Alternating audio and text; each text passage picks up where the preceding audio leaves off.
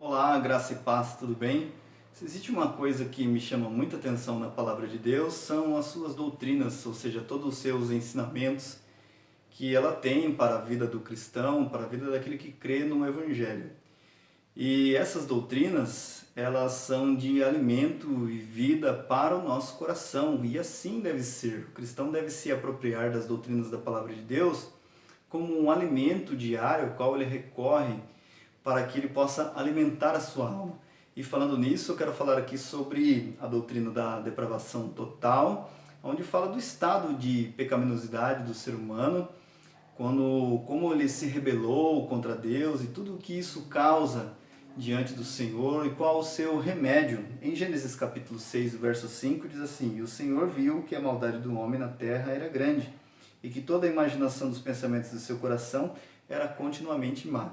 Isso nós vemos logo nos primeiros relatos que a Bíblia tem a respeito da criação da humanidade, né?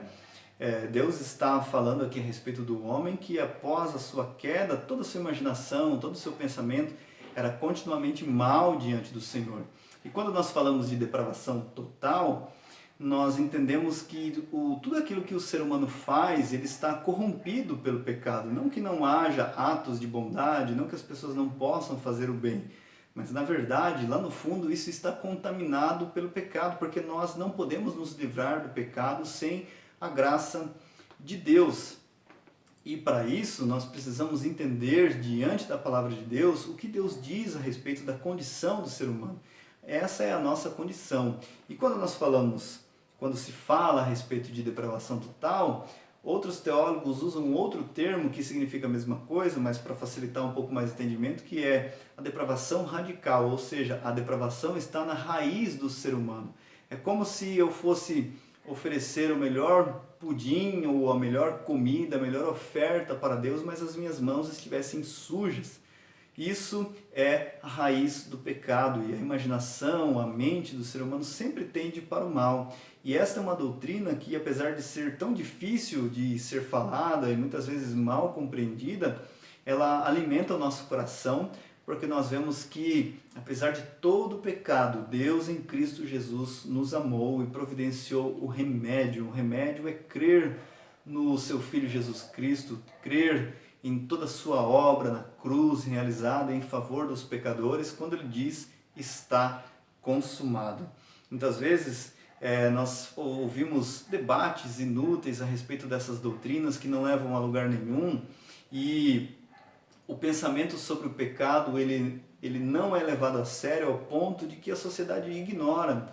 Um psiquiatra americano ele chegou à seguinte conclusão, e ele fez a seguinte pergunta: o que aconteceu com o pecado? Ou seja, ele estava dizendo que o conceito de pecado, quando é deixado de lado, ela é a maior tragédia. Nossa sociedade pensa que o homem está apenas corrompido, que o homem é fruto do seu meio, que se ele tiver boa educação, ele não vai ser um criminoso e tudo mais. É verdade que isso, em alguns lugares, pode acontecer, a boa educação pode ajudar, mas ela não é suficiente para salvar o homem do seu pecado. O homem não consegue se livrar disso sozinho, ele precisa do remédio, do evangelho, ele precisa da graça salvadora de Deus.